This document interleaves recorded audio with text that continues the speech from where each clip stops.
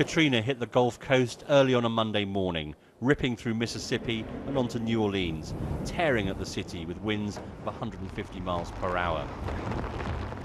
But the true devastation began only when the levees and flood walls that were meant to protect started to give way, uprooting homes and turning roads into rivers. Once the worst had passed, the recriminations began.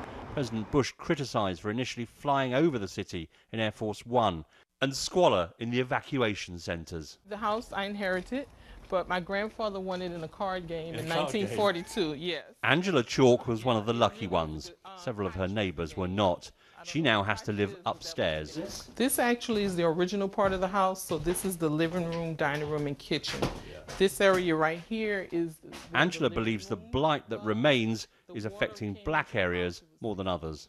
It's a public health hazard, it's a crime haven, and we just don't deserve to live like that. Scarcely 5 minutes away, and there's a very different picture of New Orleans, the city rebounded. In many ways, life in the Big Easy is completely back to normal. The partygoers and the pleasure seekers can get whatever they like. Other parts of the city have improved too. There's better health care, education results have improved.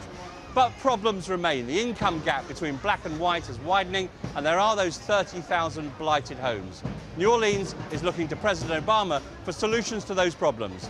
Gary O'Donoghue, BBC News in the French Quarter in New Orleans.